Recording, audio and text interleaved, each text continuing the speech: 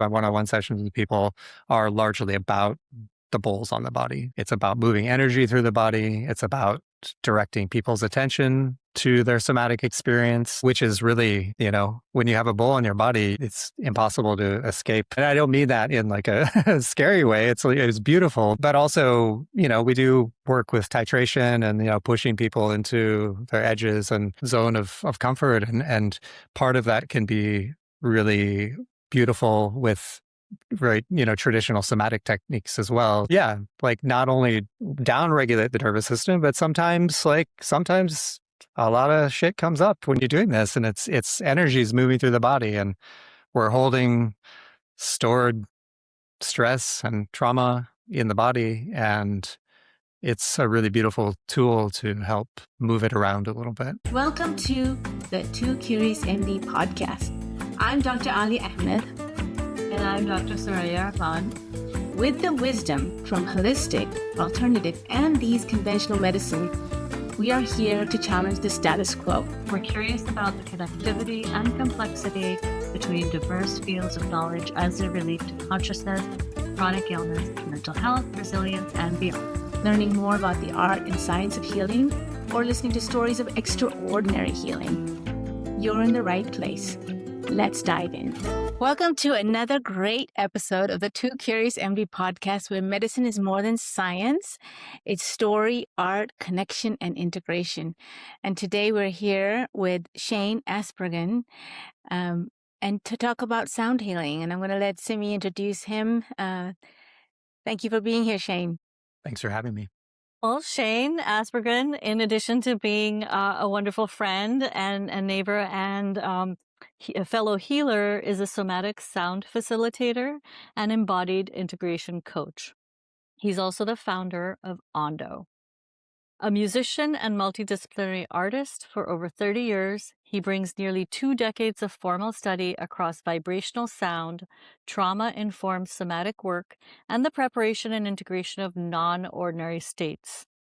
His work is grounded in nervous system awareness and relational safety, a spacious, steady container for processing and integrating transformative experiences. He's a collaborator with Polymedicine as a somatic sound facilitator for ketamine sessions and leads ongoing group work weaving sound, somatic practice, and embodied inquiry. Thank you so much for being here, Shane. It's a wonderful opportunity to get to know you better, to really share what brought you to this work. And, I just want to start with the first question. You've had a long career as a professional musician and multidisciplinary artist.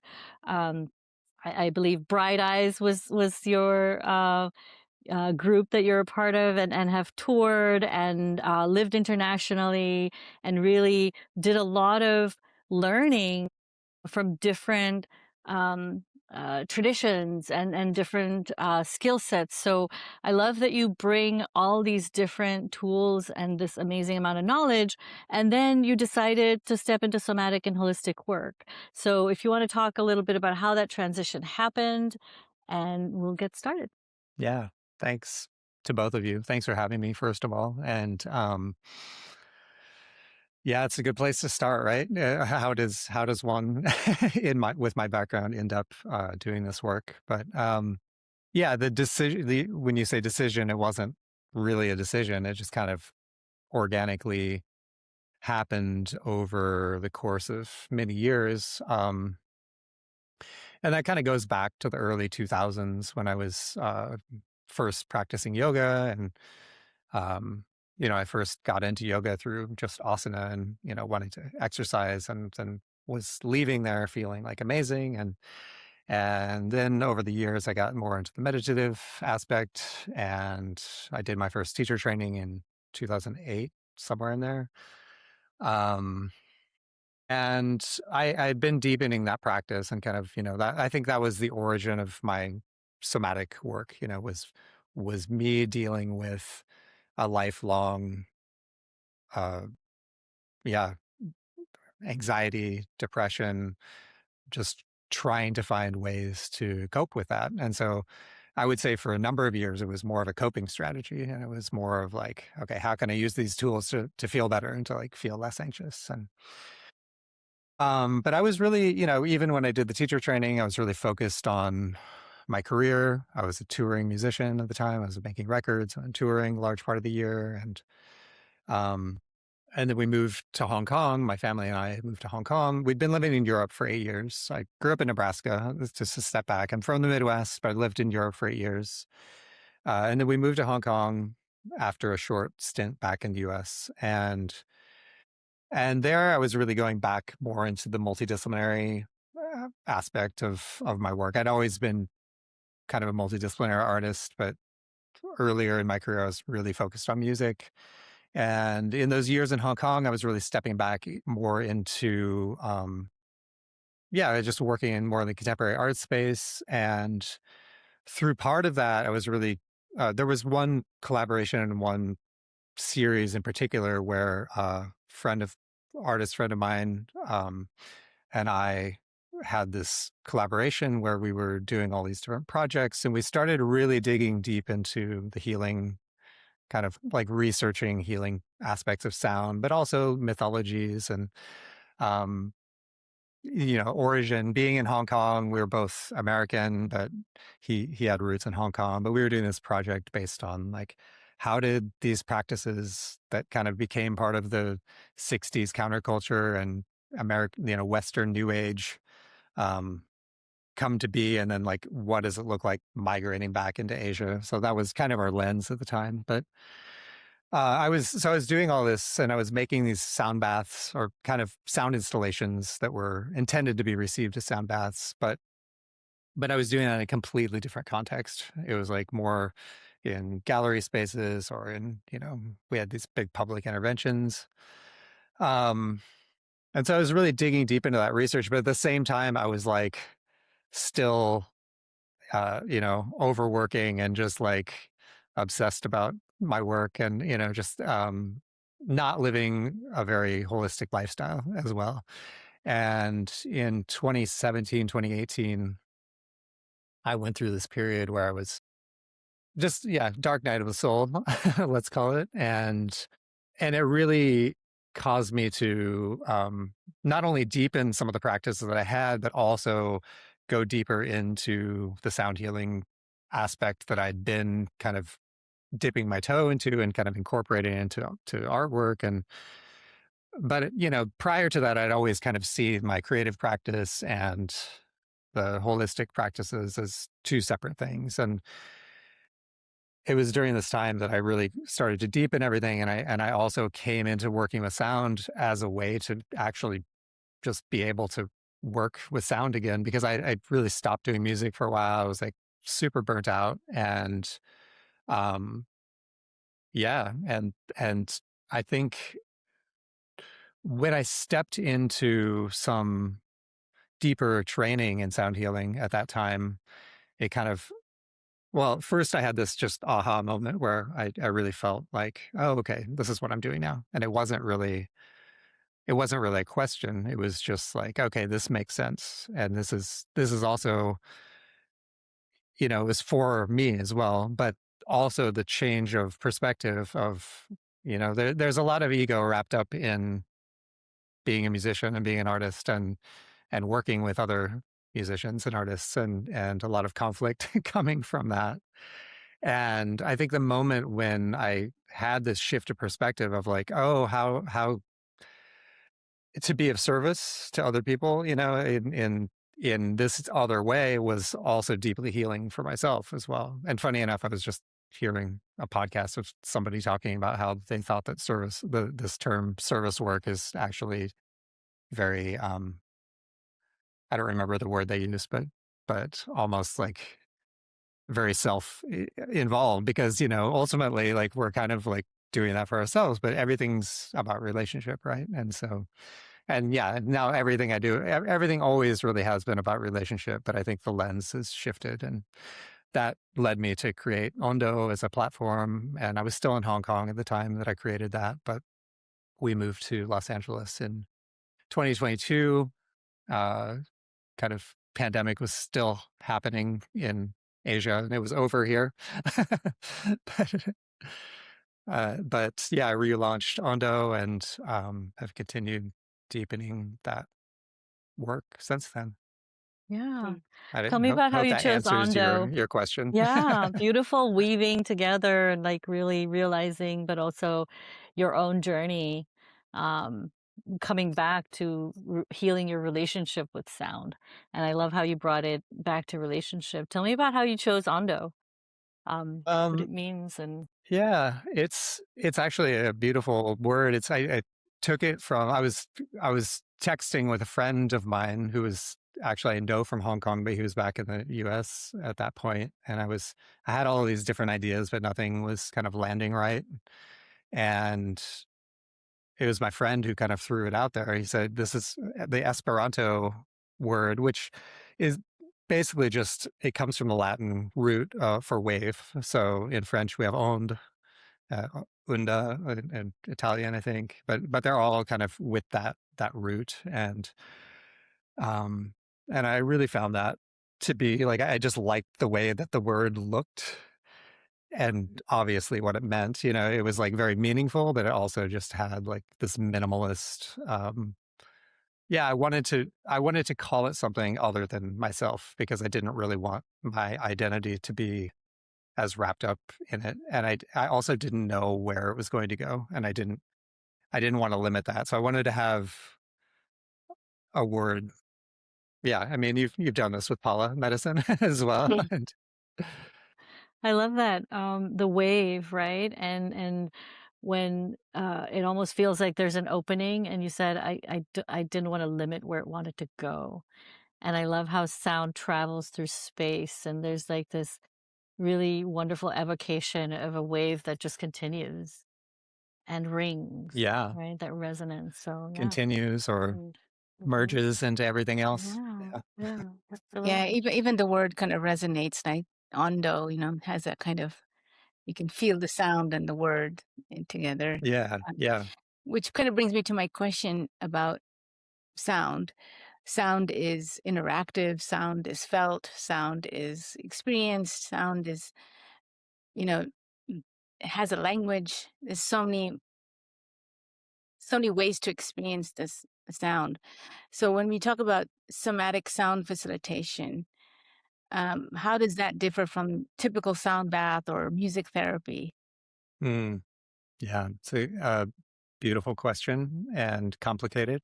We could talk about it for a long time, but I think the when I use that term somatic sound facilitation or somatic sound bath or um, any combination of that phrase, it's really pointing to the physicality of the experience. So obviously, sounds working on all these different levels, right? We have the auditory, just the listening, and for meditation, that can be amazing. Even a mindfulness meditation, which is more, dualistic, like using the breath, pointing your awareness towards an object of attention. We can use the breath, we can use sensation of the body, but we could also use sound. Um, that's one aspect. And then obviously the sound is being received by our brain, and there's the whole brainwave states, and we can, you know, uh, in theory, we can entrain the brain to move into certain brainwave states, and um, through things like binaural beats, or even simply listening to gongs and singing bowls, because they create these microtonal oscillations that maybe aren't sustained in the same way that binaural beats are, which maybe I should explain. What a binaural beat is: when you take two frequencies and you that are almost identical, but you can move them, say 6 or 10 hertz apart from each other, and pan them into one ear and the other through headphones, and it your brain hears the pulse in between the two, so it creates a third rhythm. Um, and that's something that you can just entrain, that is continuous and can go on for forever because you're using static sine waves. But, when we also talk about waves and everything with the instruments, with these vibrational instruments, we have these same microtonal rhythms, but they're less controlled. They're always weaving in and out of each other. Even one gong can produce so many different tones that as you play it, it starts to create music of its own. It's like I think each gong I like to think of has a song, and every time you play it, it's reinterpreted. It's like I know this, like I know what my gong's song is, but Yeah. it's never the same twice. It's if that makes sense. Yeah. But then the third aspect, so there's like this like intentional listening aspect or deep listening, and then there's the brainwave states where we can kind of help move the body into more relaxation.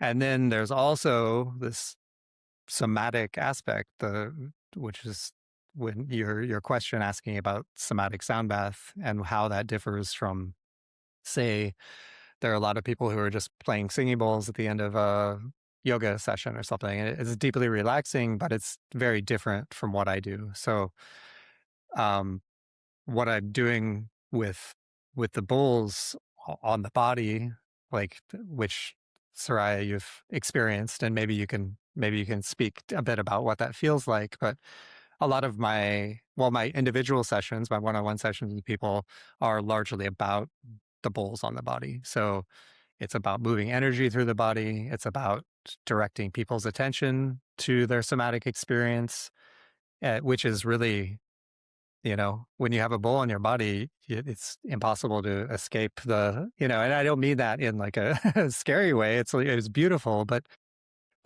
also, we do work with titration and, pushing people into their edges and, um, yeah, zone of comfort. And part of that can be really beautiful with very, traditional somatic techniques as well to really, yeah, like not only down regulate the nervous system, but sometimes a lot of shit comes up when you when you're doing this, and it's energies moving through the body, and we're holding stored stress and trauma in the body, and it's a really beautiful tool to help move it around a little bit.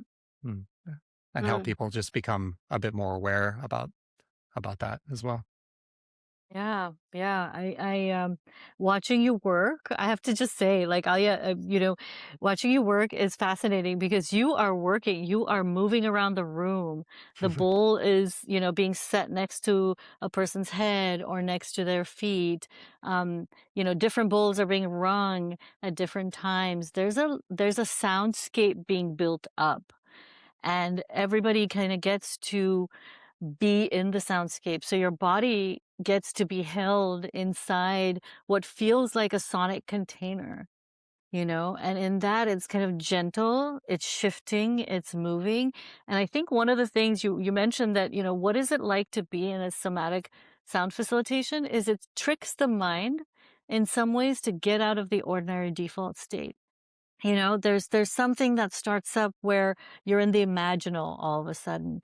You're in a deeper relationship with your body, and you're not just noticing what's happening, but your mind and body are kind of, playing with each other. The body's saying, I feel this. The mind's saying, oh, this reminds us of this. And then there's kind of like this signal sent back going, okay, this is cool. Just stay with it, and like you said, there's a tolerance even being built. You're maybe sometimes working with somebody who's very uncomfortable with being in their body, or they have a lot of anxiety, and the body has been a place where that anxiety has lived for so long that other sensations sometimes feel surprising. Um, right. And it's just when you evoke that difference, it really, I think, is moving into that place of neuroplasticity. It's like the body loves newness. The mind, body, the neurological system responds to newness. And so that reset, I remember a patient that we worked with that had peripheral pain, peripheral nerve Mm, pain, and that mhm, reflex sympathetic dystrophy, which was a constant state of chronic pain that was debilitating. And I remember you doing bowls. I remember you doing tuning forks. While the person had a low dose of ketamine. And something about the interaction of what's happening to the peripheral nerves with the ketamine and the glutamate surge, plus what's happening with the sound, created a reset. And we know that ketamine does that, mhm. and that has been a fascinating phenomenon to me. And Yeah. we've also seen, right? We've also seen that sound is also used in psychedelic therapy very centrally. So can you talk a little bit about that, And then maybe we can, yeah, delve a Yeah. little bit more into how sound interacts with our bodies and in the regular state and maybe in the psychedelic state. Like what's the Yeah. difference you notice, Well, you know? and as you were talking, all these things are coming to me. Like, yeah, that as you're bringing that back up, of course, this is anecdotal and this is one person's experience, but it was a really profound uh, story for both of us. I think to have this feedback about the synergy between sound and ketamine and I wish that there was more research on this, and I hope that we can be part of more research as in the years to come, um, so we have more data for other people as well. But one thing that I was thinking as you were talking was I was just thinking about preparation integration for sessions. As you mentioned, we do when we're working with sound during a ketamine session, it's always quite low dose, and we're keeping people embodied. We don't want people dissociated or off. We want them to still be in the body and still be able to really receive the vibration. It's not that their body is not going to receive that in otherwise, um, but I think where I like to be more uh, ambitious is really in that nervous system work with people prior to and after a psychedelic medicine session. So that way they're getting used to, this is just, we can do that, as you said, we can take people into a non-ordinary state with just sound, with just the use of the bowls and the gongs. And that's quite beautiful. It's good preparation, and it also has that possibility to really work with people and their nervous systems prior to the session, and also as part of integration afterwards. I'm very curious about the perception of sound as it makes it, because I tell patients you don't hear with your ears, you hear with your brain, and you're perceiving sound all the time. Sound is really an interpretation of your world experience or your external world, and it's a perception. So, what have you noticed in that in the work that you do with facilitation, the effect of that perception has on healing? It brings me to intention, because I think that the intention and set and setting and all these things really play so much into how somebody receives the session, and also creating a safe container for people. Because you first and foremost, I think for all of us, but I know for myself, my first priority is to make sure that the person feels safe and to create a safe container. But then part of that is like setting intentions and understanding intentions, and I think that when I think different intentions or no intention at all you can take the same sound and place it in, well, also context. I should add context to that, but a lot of people say to me after a sound bath, I felt like I was in a sci-fi movie for a while, but then like another person might say, you take the same sound and you put it in a sci-fi movie and it evokes one thing in the body and in the mind. And you take that same sound and put it somewhere else and somebody might say it's noise. And then you take another sound and put it in a sound bath and somebody might say, oh, it's the most ethereal thing I've ever heard. So I think that all of those considerations play so much into how we receive. I think that sound is it's one beautiful tool in, but there are other tools, like even, ketamine is another tool, and Yeah, combining these things have different outcomes as well, but always with that relational safety aspect first, and also, really making sure that a person is on as much as possible on the same page, and that we understand each other. And yeah, absolutely. And how do they're you both getting to feel about know. that? Yeah. Yeah, getting to know the person is so critical. Absolutely. And I love that you include that. And it's not just about the sound, it's not just about the experience. It's real about how it's landing for the person and meeting them where they're at. And I love that you asked that question about perception, Alia, because one of the things that we notice after, let's say, a ketamine journey is people are very sensitive. You know, we get so many calls from people who say, Yeah, I did a ketamine journey, but it was like an hour away from my home. And then I had to take a car, and just being in the car, being in that vibration made me feel so ill. And it's almost as if psychedelic therapy scrubs clean and opens up channels that otherwise are dulled, nerve endings that are kind of just dulled from this constant everyday barrage of background sound that we're in, Hmm. traffic noises and television noises and beeps. And we're constantly blocking off, right? The brain is also Yeah. always working to block off sound and Protecting. Yeah.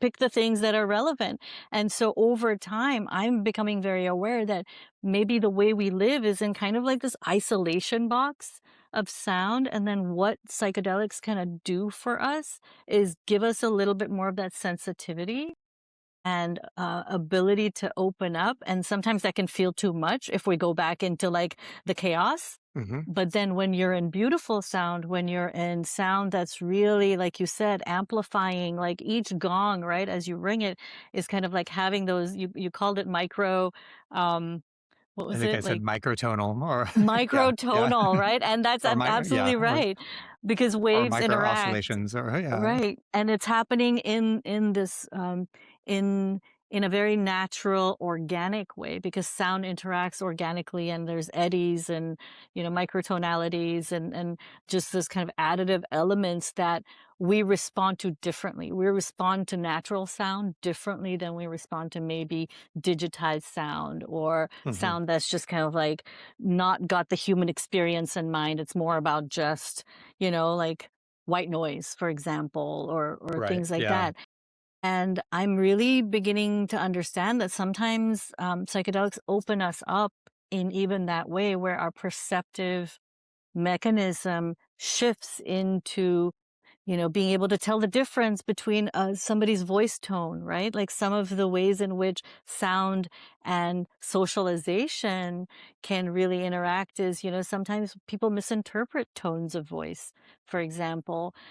People misinterpret cues from their relationship. So I love how you bring sound and relationship in, because what we're trying to do is tune us back into what's more productive, what's more real, what's more connecting with really the nature of what's coming at us, which is sometimes beautiful sound, but we just close it because so just to kind of like right, just I want to ask you, where do you think, um, what drew you to this intersection of sound and psychedelic assisted work in particular? What was that like? Because I'm really curious about what we're learning now about psychedelics and sound, and the brain and sound. I mean, there's a Yeah. paper out there called, music is the third therapist. And I remind people that, hey, remember, music is hugely Yeah. important, I've seen that right? circulating also, and I'm like, yeah, that's right. I That's think right. So tell me more. What do I you, think it's Yeah. what makes the you hidden therapist, the Mendel hidden Kaling. therapist? Yeah. Yeah. And I Mendel was reading, Kalen's paper. yeah, I was Hmm. reading a paper because what we're doing at our center is looking at brain EEGs, and we're trying to see what changes in consciousness from a state of conscious awareness to an altered state of consciousness in a psychedelic state to the post-integrative state of mind. But how does music, because we were having to write up a proposal on this, and well, how would music be affected on the EEG as somebody's listening to it and changing? I mean, it's not just they're consciously listening to music, as we know, because it does activate all areas of the brain. I mean, Yeah. music is one of the only things that activates all cortical, though, structures in the brain. Um, because it's felt, it's experienced, it's the frontal brain, all the temporal brain, the parietal, all the different sensory components of the brain are activated. But what can happen in a psychedelic state, as the psychedelic state is another kind of opening and changing of the networking connectivity. So Hmm. so there's several papers on that. So I'm kind of curious of what you're, as a musician, being a musician and now being an artist as well as a somatic healer with sound, what has been your experience with witnessing kind of the effect that sound has in that experience of healing? Wow. So there is a lot, a lot there. I think there's like multiple questions in that. And You know, I do ask three even as questions. you're both talking, I was like Yeah. thinking of all these different things Yeah. that I wanted to circle back to, like Yes. silence, even, Yes. and the noise that we block out in our Mm-hmm. everyday life, and um the different and like what is sound and what is music, and where is that line between those two things, Yeah. and maybe I'll start there, and then we Okay. can kind of like, Yeah, because I think it kind of like circles back to one of the it first does. questions that, Yeah. which is, you know, my interest in this work and how I came to it. It really is just part of that longer arc of the story that I started to tell. Um, I wanted to be in service and share what has been really valuable for me and my own personal healing with other people. And that's really what led me into the work. But then it's just like, it just keeps unfolding and unfolding. And um talking about this, what we've been talking about, and sound as physical vibration, and as something you feel. And I mean, music is also something you feel. That is also physical vibration, Yeah. but it's very different. And I think in this work that we're doing, it's important to, you know, to kind of understand both, like what a lot of my interest in this work with sound, and hopefully this also answers some of the later part of it, is I've spoken with other people who do sound baths, and they're, who have a very different intention than I really started out with. When I was really starting out doing big sound baths, I was really interested in making it pure sound and not ever veer into the territory of what we might perceive as music, or anything that got to be too repetitive, or that we could latch onto, because I really wanted to create a journey that didn't feel like music. I wanted it to like, even without medicine, to be a journey, in itself. But then I've spoken with other people who said back to me like, "Oh, that's really interesting, because I want to make people cry, and I want to, like, like I want to evoke as much emotion in them as possible." I'm like, and my perspective has always been like, "Oh, well, let's see what the sound evokes on its own without like," because I think music can be manipulative. Like, I use that word lightly, evocative, let's say. And I think in psychedelic assisted care, we know. I mean, we're talking about this, about the paper that's going around right now, and all the research, and like, I don't know many people who don't agree that music is such an important part of the experience, and it really can change the experience. And silence is part of that too. I think that the interplay between these three things are also really beautiful. The interplay between sound in its more pure vibrational state, and then also music. And I think that's what's interesting about, the work that we're doing with very low dose work with the vibration, or higher dose is more music led. And I think that uh, is, I think there's something, really there, that I'd see it as like sound, as I've said 10 minutes ago, being really useful for preparation, for integration, and with the right care. And I can't stress that enough. Like, you really have to be intuitive, and to to really understand that the person or people that you're with are in an altered state, and they are much more sensitive and vulnerable to this. So that's why I lean more to the side of caution, of like going music directed sessions, sometimes low dose with vibrational, if and when that's appropriate for the client and they're totally on board with that and want that. Um, yeah, but then just this other aspect of silence, which is, I see silence more in this non-dual perspective, where silence is the underlying aspect under everything else. And so there's, in our experience as humans, there's never really anything such as silence, but it's always there. That everything else is just kind of appearing and disappearing within this whole context of the background of silence. And I guess getting into a pure meditative state is you can really feel that. And I think silence can also be really useful in medicine work as well. Absolutely. Thank you for bringing that understanding of the ground of reality that's always there, but it may be covered up. And so sometimes when we can peel those layers, when we can really get into that meditative state, it's so healing. We know this, Mhm. that when we can really drop into being in coherence with that energy or that vibration or that wavelength. Tell me, is there a moment with a client or in a session that captures for you what this work can actually do? Like, what have you observed or noticed? Well, my mind goes directly back to this this scenario that you brought up with the client and the foot pain. Um,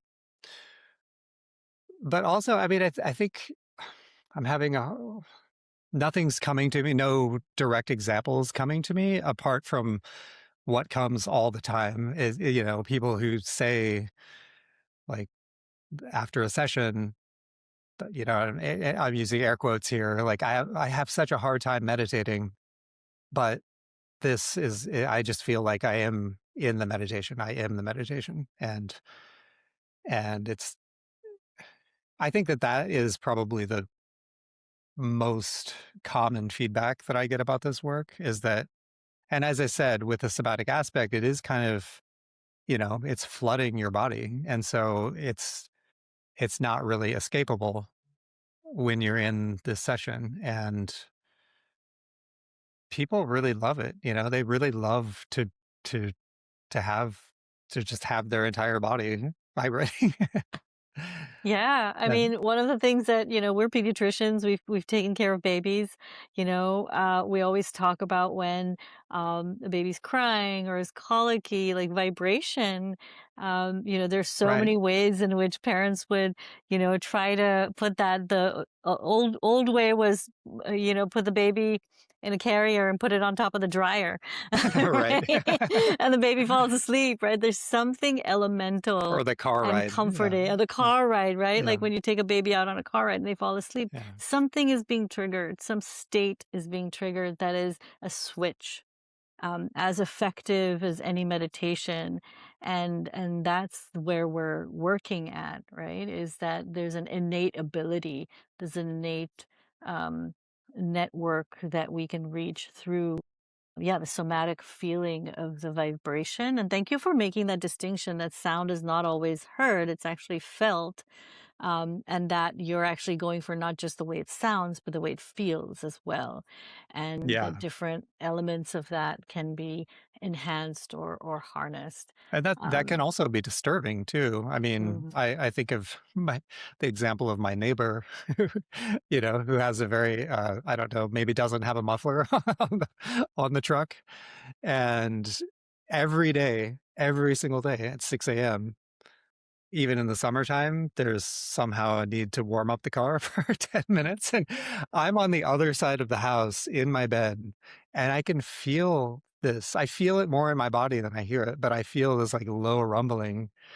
And it's um, another example of how like the setting and perspective change how I'm receiving the thing. Oh, And yeah. also, yeah, I mean, I practice equanimity, but it's hard. Yeah. Yeah. It's challenging you in the Yeah, way that we know that, yeah, life can be challenging, to really double down on your practice and notice yeah, yeah. and recognize what's coming up. Beautiful. When you're There's low a on sleep, it's a different story. Yeah. It's a different story. and in ketamine work and psychedelic work, we talk about this term synesthesia, where Yeah. sound is felt in a very, and you actually experience sound in a very different way, in a very different sensory way. You may interpret it Color you or through yeah. color, you may see it, you may feel it, you just, it's a whole different understanding of that sound or that perception of sound that you're hearing. Yeah, and that happens often in just a normal sound bath as well, Yeah. without medicine. A lot of people are like, "Oh, I was seeing," so a lot of times people are like, "I'm seeing blue and green. What does that mean?" And I'm like, Yeah. "It's not for me to say." Yeah. Yeah, Yeah, yeah, yeah, that synesthesia can be triggered, absolutely. So jump right into integration, you know? So you're launching the Somatic Integration Circle at Paula. What can we expect from this? What is being created here and what is being offered to patients and clients and other people who may be interested in this as a way to integrate their psychedelic journeys or their healing journeys that they may have had, not just ketamine, but other modalities as well. right. Yeah, thank you, first of all, for this beautiful program that you're creating at the clinic. And my intention with that integration circle is to have an ongoing group that people could come back to. I would really love there to be a sense of community, a sense of people who want to integrate over time, and um, really, I would like to emphasize that integration just isn't the day after your session, but it can go on for weeks and months and sometimes even longer. And uh, my plan for this is it will be kind of organized around somatic sound, but it's going to be a shorter time towards at the beginning of the session. So it'll be probably just a short amount of time with bowls on the body. And I think depending on how many people are there, we may do some breath work or other somatic practices. And I'd really like it to be, more of a community sharing circle style for at least a fraction of that time as well. And I think, it's going to evolve like everything else. So I think we may start out with seeing what happens and seeing the kind of feedback we get and the duration, the length of the sessions, and whether people want to have more time for the sharing or, yeah. So let's see. Absolutely. Yeah. Thank you. But Thank I'm you really for looking forward to it. yeah, thank you for bringing that because we've done that in both facilities where we've had group events and this ability that becomes important, right? Is that we can do psychedelic healing in isolation. There's a Western model of quote unquote healing that is really about the person, the individual, that reinforced idea of that disconnect from the Mhm. collective. And now we have this, modality, the psychedelic healing modality that as a person continues to engage with their psychedelic healing, a capacity opens up to share and to be reflected back. And what we notice in indigenous healing traditions is that it's always in community. It's always within a framework of others who are also going through a similar thing. So thank you for bringing this idea that, the sharing circle is important because articulating what's happening to you, feeling heard and seen, and then normalized, right? Like, I'm Mhm. not the only one suffering in this way. Um, and oh, that person has done some of this healing work. I may be in the start of my journey, but oh wow, they've been doing it for a while. And that gives me hope. That gives me perspective. That gives me an understanding that if I stick to this, if I continue to learn about myself and my work on my trauma and engage in this way that I will get to a different place. So I feel like what we're bringing together here is really kind of a counterbalance to that isolation. It's really, bringing what we know works, which is you've got to be in the collective. You've got to feel like you're part of something. And when we're after, post psychedelics or while we're doing it, we feel so open and so vulnerable that I think part of the disservice that's done in this kind of medical model that's spreading everywhere here is that sense that, oh, we can just plug the psychedelic into the Western, kind of isolationist mindset, and that's going to work somehow. Right. and it may work temporarily, but we're not going to see these lasting changes. We're not going to see these like really embodied, and then you bring in that relationship. So relationships build up over time. And can you speak a little bit about that? Like what brought you to, centering relationship in the work that you're doing in that way? Huh.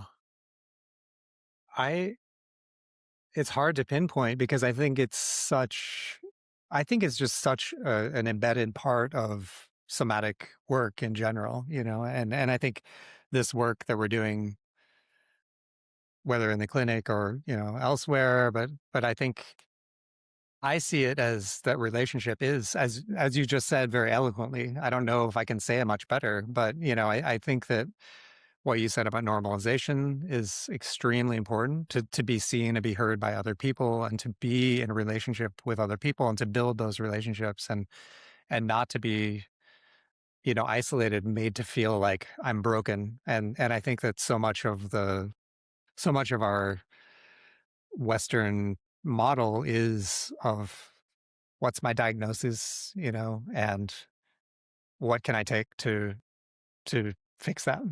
And that usually just means like we're masking the symptoms and not getting to the underlying problem. And I think, that a lot of issues come from relationship too. So, I think that everything is about relationship. And I'll go back to kind of my non-dual like aspect of viewpoint of the world, is that like it's all a relationship. There's nothing in this existence that's not about relationship. I mean, I'm here because of this air that I'm breathing and this water that I'm drinking, and the water becomes me. And um but I think that our mindset is very much not that. Like we're told, we're taught so many things as young people. And so I think part of that part of what needs to be healed often comes from relationship.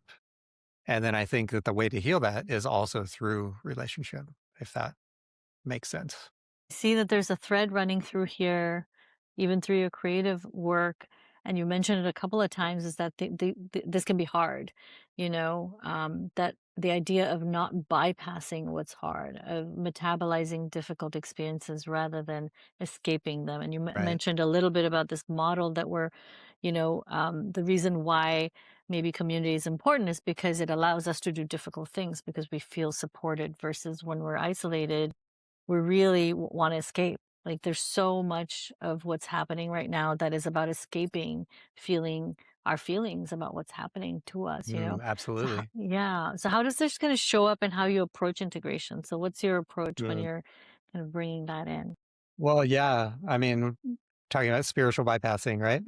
Yeah. Like not addressing or not integrating the shadow or the more difficult aspects. And I think especially here in a place like LA or, California, there are a lot of people that, and it's not just here, it's everywhere, but, I think that there's a lot of people that go from ceremony to ceremony to this thing to that thing without really integrating anything. And it's just going from one experience to the other. And I know personally, my biggest healing happened when I felt really dysregulated after an experience, and I needed to slow way down and just really trust and go into the somatic practices. And that's hard, it's hard. I don't, I try not to use the word work because, I think it gets overused, but I think that it's part of the process is to acknowledge what is there and what's difficult, and really put it in the light, and um yeah, you mentioned like the thread in my creative work as well. Like I have a recent release that's called Spiritual Cannibalism, and it kind of comes from that. I took it from a title of a book from, now I'm blanking on his name, but a yogi, and it was written a long time ago, and I don't even, I haven't even read the book, but I like heard about like this I was listening to somebody talk about this book and about the concept of this book. And I was like, oh yeah, that's it. It's like the opposite of spiritual bypassing. It's like we have to Yeah. cannibalize, we have to turn this into energy in our body. And I think that that's, yeah, also what's beautiful about moving energy through the body while we're doing this and having these somatic practices, and whether that's sound or yoga or any number of other things, hiking or, and I think that these are all things that are suggested to people to do as part of integration. And I think I think that that's the difficult part, is like sticking with that, and to keep those difficult things in the light and to really find a way to integrate that into your life. So I looked it up because I had to know. It's by Swami Rudrananda, yes, called Spiritual Cannibalism, Rudy. and that Rudy is his name for Rudy, short. Yeah, yeah. and it was written in 1973. And this idea that we can be with life and all of its complexity, and accept it all. And I love how, as a healer, stepping into this role of healer, we see that a lot when people engage in their own healing journey. This idea of service, or I've learned something about healing. This is one particular thing that I've learned that I know, and I can then now bring it to others as well. It's such a beautiful kind of cycle of the healer's journey. We can Mm, talk about the hero's journey, but there's the healer's journey. And over and over again, we see that happening in this way, where people engage with a certain kind of healing modality. They discover its meaning for themselves. They apply it. They the proof of the pudding is there. You really know that it works, and you become an expert in it. And then there is some opening in the heart which says, I don't want to keep this knowledge to myself. I want to help others with it because I know it works. So it's just this lovely, I just want to bring that in, that you've held this space really well, which is holding resonance and dissonance, sound and music, and even silence, which is the absence of it, but it's not nothing. It's really everything. And just those, non-dual ideas that really we can flow in and out of, and really where we can really accept everything about what it's like, this full spectrum of life that we can engage in. And we're talking about neuroscience, we're talking about brain waves. One of the papers that kind of came out recently was that neuroscientists are understanding that sound or music, or the structure of sound and music, the mathematical aspects of it, really have a lot to do with the structure of the brain. Like the way sound is organized and the way the brain is organized, we can actually lay those two things together on top of each other and see that they have a lot of correlates there, which to me is just like, we are talking about an evolutionary, part of ourselves that's really basic in our evolution, is this relationship to sound, right? When we hmm. talk about a mother in the child's belly, what is being transmitted through that amniotic fluid and Yeah. being entrained into the brain is so important. And how people can sometimes really recognize that, yeah, singing and bringing that human voice, the human touch, it can convey so much love and emotion and belonging and all those things that we're looking for. So I feel like this conversation has really kind of circled around to, like, Hmm. don't forget that. you know? Yeah. So thank you so much for bringing that. And it really brings it to, this idea of sound and this effect of sound. It's not music, it's sound, and the difference. I think I'm happy to learn that there is such a big difference between sound and music. And if somebody was starting out with working with your, what would you want them to know? They came Hmm. to you with, with this idea of using sound in their treatment. I mean, I feel like we've touched on a lot of that. So just to kind of like, yeah, re-summarize, I think that Yeah. in terms, is the question like more in Yeah. terms of ketamine Yeah. work or like medicine Yeah. work? Or Medicine work. Yeah. yeah, I really think, again, I really want to stress like, that I think it's such a beautiful tool for preparation and integration.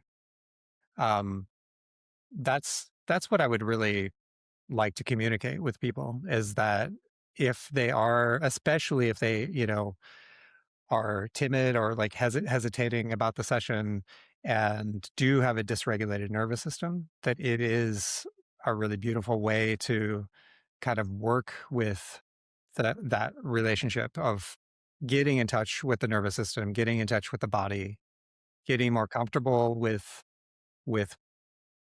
not, gentle, very gentle, non-ordinary states that can be shut off immediately, Mhm. and also to be seen and to be like to have this relationship with, and to create a safe space for somebody to explore this prior to the work. I think that that's what I find to be missing in a lot of work. I mean, Sarai and I were talking prior to the recording about, you know, clinical work and how it can be really cold, and it can be very clinical, and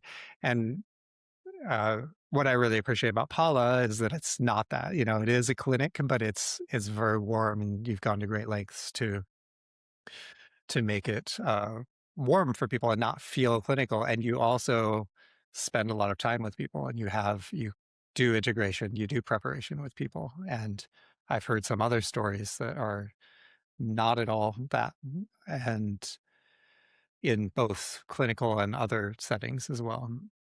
Yeah. Um, so I think that that's what I'd really like to communicate, is that it is can be a beautiful tool to use for preparation integration. Thank you. Yeah. Thank you. Mhm. Thank you so much for bringing this knowledge. I know we just touched just the surface here, because there's so much here about Eastern traditions, and to be in a sound bath is a different experience than talking about it. And so I Mhm. know this podcast is limited in that way. However, how can people find you? Where can they come and experience what you have to offer and learn more? Yeah, so if you're in Los Angeles, you can look me up, ondoholistic.com, ondoholistic.com. All of the social, well, Instagram and a couple of the things, but not all of them. Also at Ondo Holistic, which I think you can find in the show notes. And then you can find me at Paula Medicine Clinic in Pasadena. I work with a lot of different studios and other kind of spaces, a lot of wellness studios, even members clubs, Soho House, for example, yoga studios. And then I travel occasionally as well, and I do one-on-one private sessions out of a space in Highland Park in Los Angeles. So that kind of covers most of it, I believe. I think so. I think so.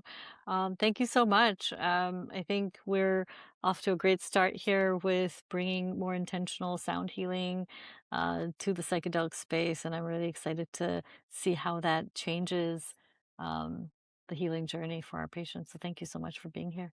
Yeah. Thank you.